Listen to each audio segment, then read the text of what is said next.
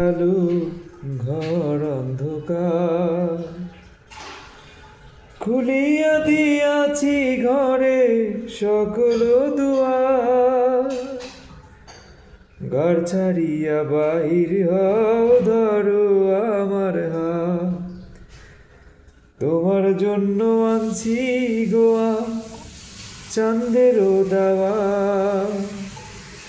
চাঁদিনী পশরে কি আমায় স্মরণ করে কে আয়সা দাঁড়াইছে গো আমার দুয়ারে